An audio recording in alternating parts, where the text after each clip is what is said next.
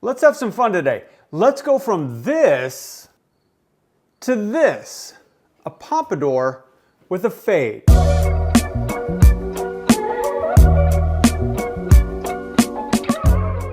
Let's build this shape starting on the bottom half and working our way up, simply because we know we're going to end up with a lot of length on top for our pompadour.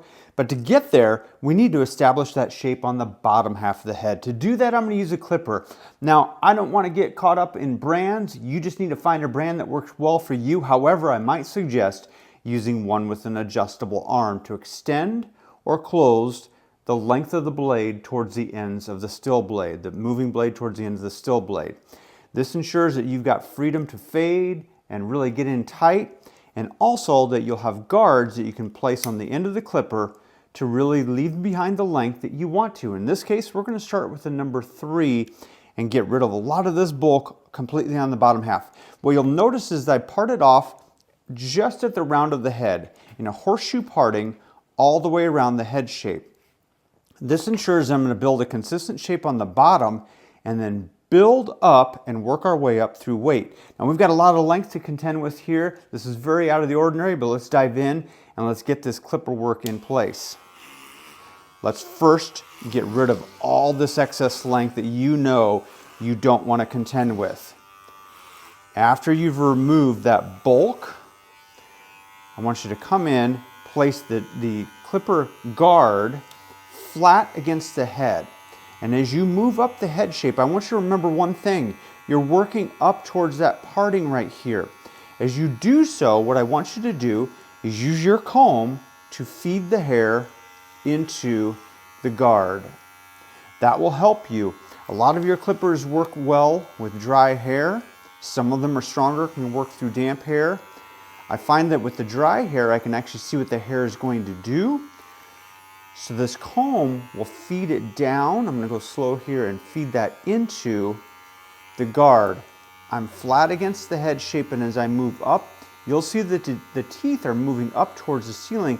Take a look at my finger. I can actually place it behind the clipper guard, and you'll notice the distance, the gap that I'm filling in between the scalp and the guard. That's giving me length to transition to the top if I need it. Now we're just roughing in a shape here with the 3. You may even find that you want to go shorter, and we will as we fade this down. But this 3 length is giving me enough length right here that I can transition to the top and I can fade down to the desired length on the perimeter. Let's go ahead and remove this bulk all the way through the bottom half. This is a pretty quick process here because again, you've got a stabilized guard, a number 3 that's setting the tone. It's leaving the length behind to begin with. As I move through the back, I'm going to do the same thing. I'm going to grab this bulk, get rid of it, and then as I've got it down to a controllable length, I'll use my comb in place at the parting, pushing that hair down and into the clipper guard. Again, we're just setting that length on the bottom half so we can build that really amazing pompadour length on top. To do that though, we've got to see where we're going, and that's exactly what's going to happen by using this clipper with a number 3 guard.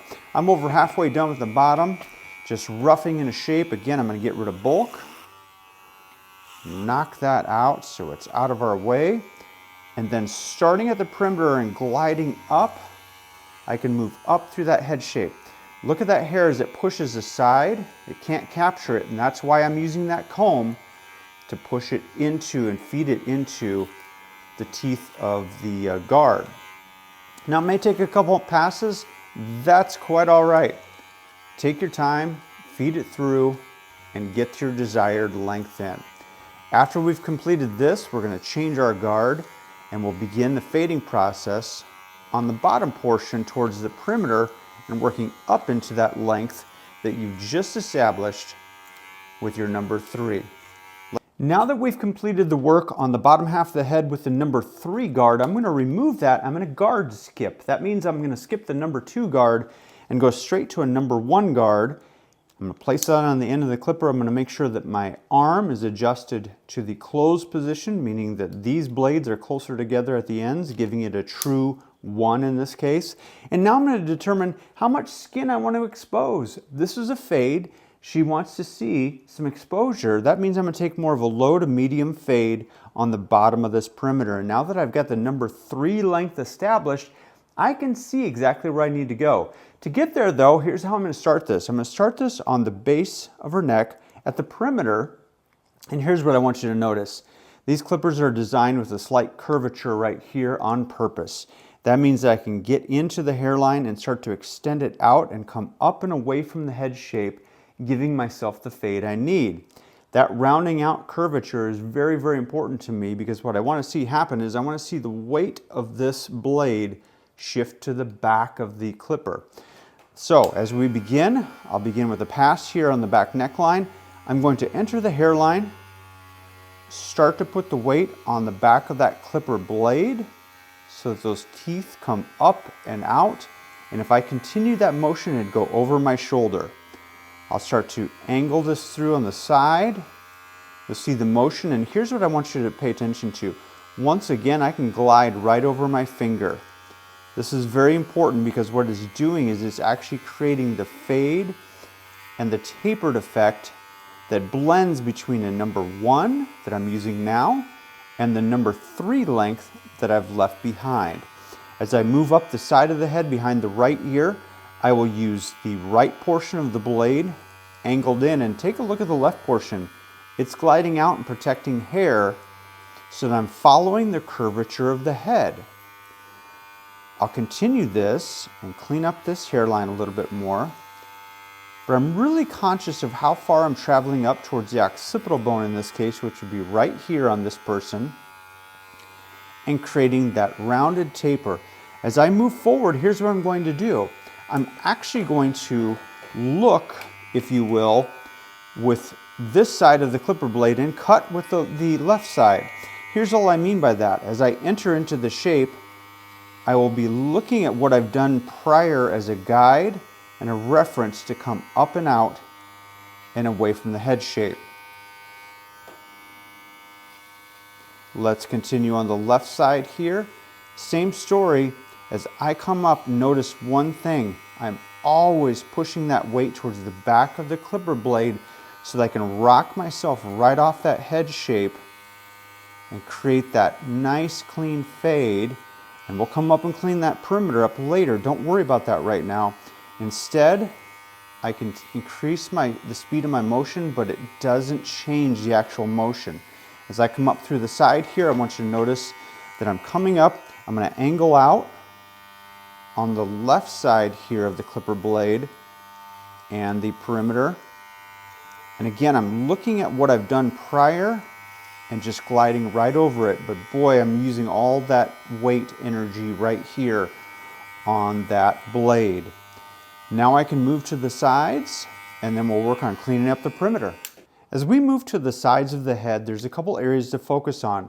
In front of the ear, over the ear, and just behind it, matching the area that you just worked in on the back of the head. So as we start at the front portion, you can see I've got a smaller head shape to contend with. I'm going to use part of the blade to come in, and I have a shorter distance to work within from here to here versus the larger space I had on the back neckline. That's okay. Once again, all I'm doing is focus on angles. Take a look at that angle right there, protecting the weight behind it. As I go over the ear, I can angle out, protecting weight behind the blade. As I move up from behind the ear, I can do the same thing. Each time I'm angling out to protect weight behind the side of the clipper blade, in this case the right side, as I angle up and through. If you have enough head shape and you can push the ear down, you can do so, and you can start to just rock that up lightly to get your fade complete. And again, we just want moderate scalp exposure here towards the perimeter from this portion down. So we're angling out and really protecting that weight. We'll do the same thing on the other side here. I'm going to start in front of the ear and work up and out. Once again, I'm angling that clipper blade,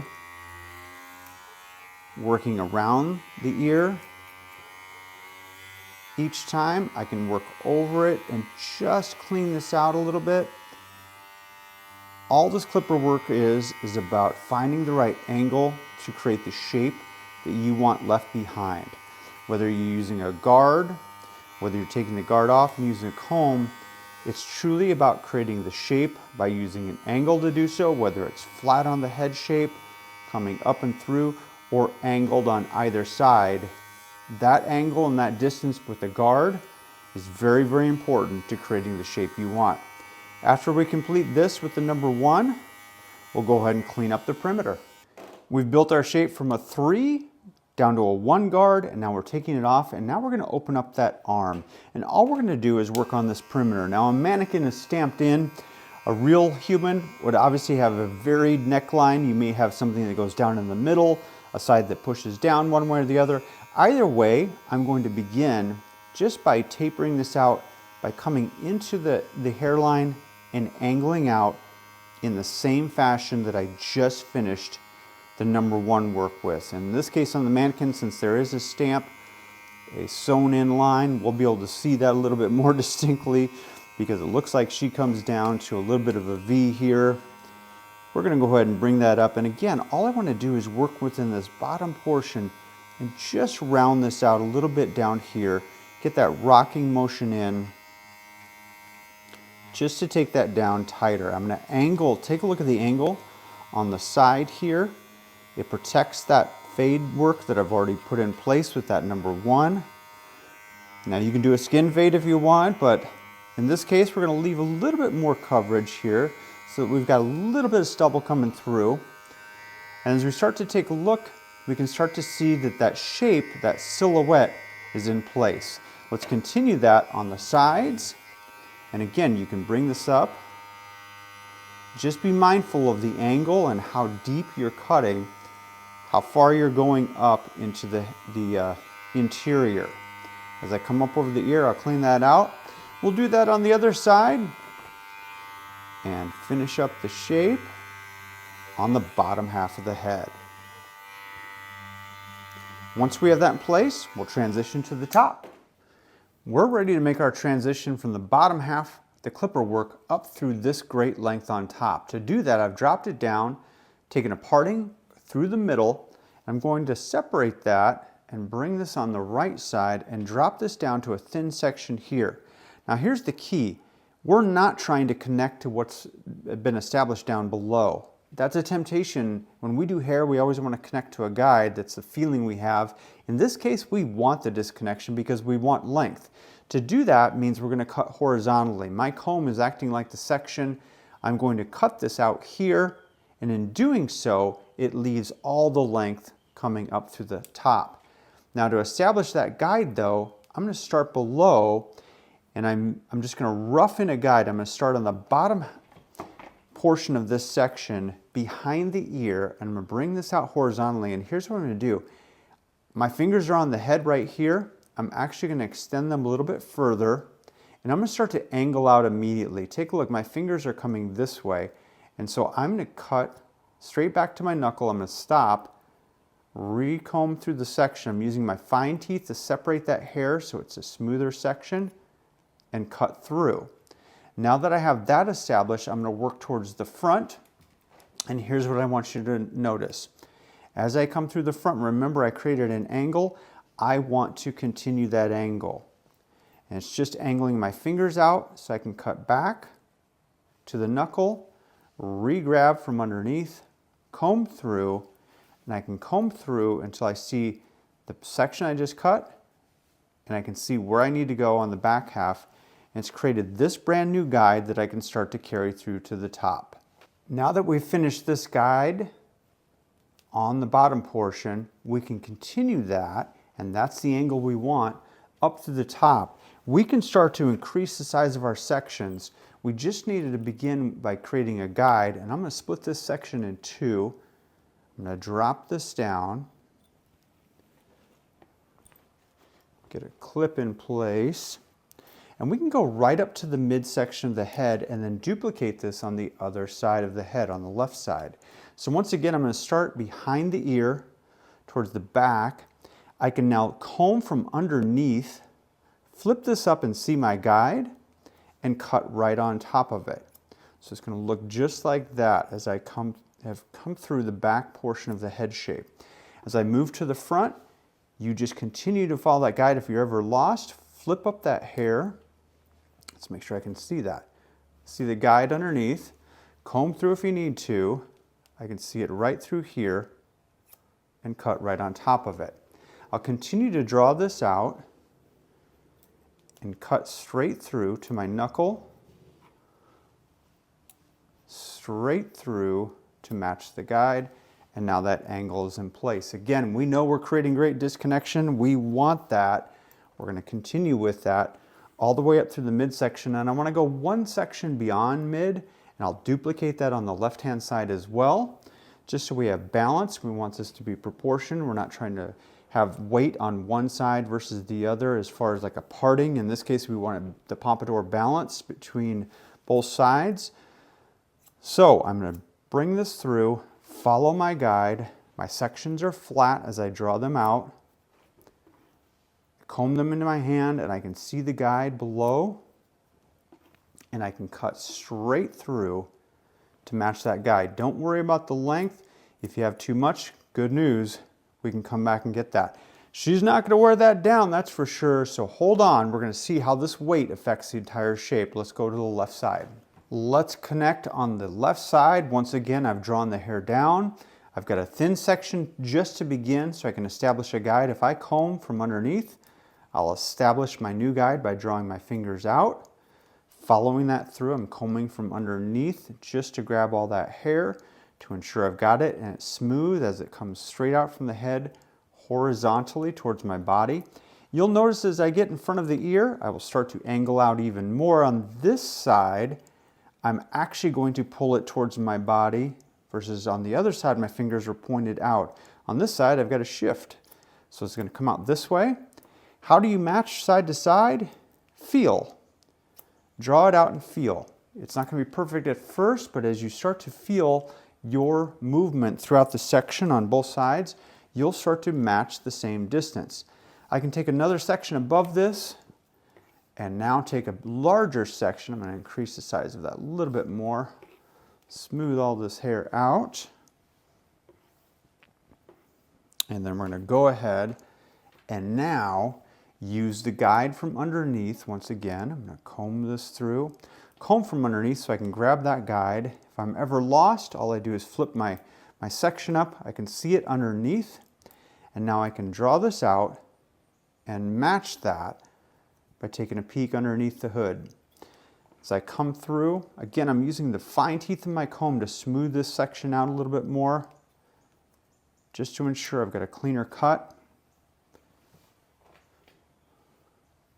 As you work with your scissors, one thing you're going to want to make sure you do is have a shear that fits your hand really well. In this case, I'm using a 6 1/4 size shear from Shark Fin. I absolutely love this. It fits my hand extremely well. I can take the sections I want and make the cuts I need to very cleanly. Find the shear that fits your hand really well. As I draw this out, I'm feeling good about the angle. Let's get this hair off her face, and let's take one last section. I'm going to go one over the middle of the head. I'm going to draw this over, make sure that we've got good balance on both sides. And once again, you can see the guide from underneath. That's exactly what I want.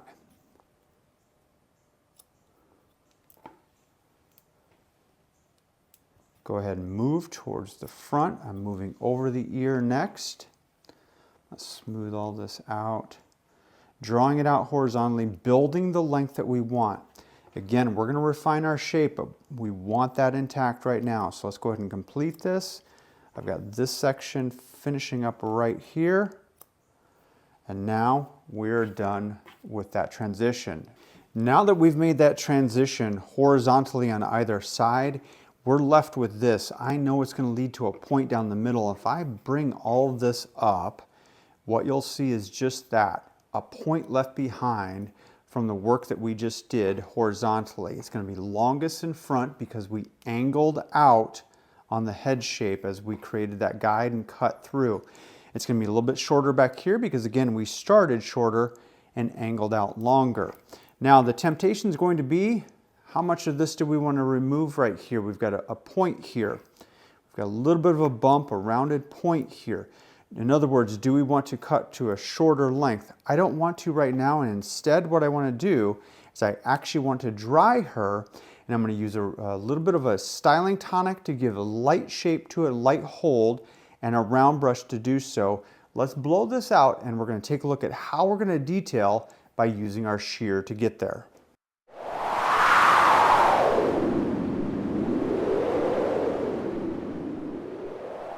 We have blown everything out using just a base spray, just getting that lift. You can use something light like a mousse or foam, a texture spray, whatever you want. I used a vent brush. You can use a round brush. It really depends on the texture of the hair and the height you want. I have a lot of clients who want this big height. This may not be the end though. It may be perfect for one person, but it might be too much for another. So this is why I wanted you to blow it out to see what you're working with. As I transition to the side here, I want you to notice the profile here, and if I start to push this up here, you'll notice the disconnection I have here from here. This may work well depending on their growth pattern back here and the way they blow it out. Again, if this height is too much, we will adjust. What we're not going to completely do though is blend, blend, blend, so it's just this smooth blend all the way. We actually want the disconnection, and I'll tell you, a lot of women, a lot of my clients are really liking this disconnected pompadour. But if this is too much, let's take a look at how we can control that weight and reduce it slightly by using our scissor.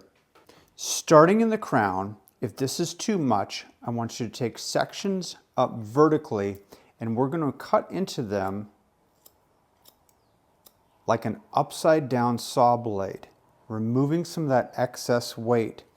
I'm going to take that section after section moving forward. Again, I want this hair dry so I can separate that hair, smooth it out, and again, I can just come in, and what you see is this jagged edge right through here, broken.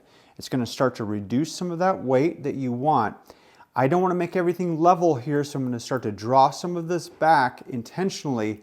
So again, I can come through, cut like an upside down saw blade using my shear just to start to push this into place. And you can see this is transitioning really nicely now. Let's go ahead and continue from the apex all the way to the front hairline. Let's continue moving just in front of the apex of the head, the highest point of the head, towards the front hairline. Again, I'm drawing all this dry hair up. I'm pushing this out of the way. I will re-dry it later.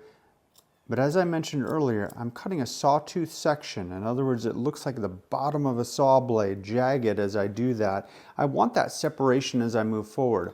Push all this out of the way. If this height is too much for her or for you, you know it's not going to last as far as style, just reduce it slightly. Again, I would rather have it to begin with than not. If you cut it too short, you're done. So I'm happy removing this as a detail. It takes me 2 minutes just to run through the front here and the top. No big deal. I'll work it down into the length I want, and it's already starting to come into place. Now, if you want to take an extra step, as you see it dry and pushed into place, take your shear and you can slide through some of these areas, especially on the side here where you make this transition. This slide cutting is great just to add separation and movement as it moves up to the front of the pompadour. Also, through the interior, here's what I'm going to do. I'm going to show you this sectioning right through here, and I'm going to drop the front out. I'm going to come through, and I'm going to slide cut from the midsection on out. And what I'm going to do intentionally is add some shorter lengths. I'm going to draw this down again. All this stuff's dry, don't worry about it. Get it out of the way. You're just going to do some slight slide cutting through here. I want this dry. I want to see what the hair does. As I push this back and into place, I can start to see what this pompadour is going to do. That slide cutting is pushing shorter hairs into longer hairs, which is going to hold this up. So as we wrap up here, I'll move to the other side and show you that very quickly. Once again, if I need to slide cut, I will. You can radially cut that by just slowly closing the shear and just cutting in your shape. I'm going to go ahead and re-dry with a brush and push this into place and use one final styling product just to add some hold. And here she is, fully styled with product in place, a pompadour with a fade. A nice tall pompadour that's classic but built into a modern style. Now I've seen this a lot. It's coming into the salons all the time. This is an element where we blend clipper work and scissor work. We went over that. My scissor today was a shark fin, 6 1/4, fits my hand. Find one that fits yours. Shark fin's got a ton of them. Clipper, find the one that fits your hand as well. The whole shape is built on height and leaning out the sides and bottom portion of the head and then building that weight and defining it the way you want. I've seen a lot of people wearing this very confidently. I love to see this look. It mixes it up. Hey, listen, if you like this video, hit that like. If you want to see more, hit the bell. We've got more coming your way. Thanks for watching.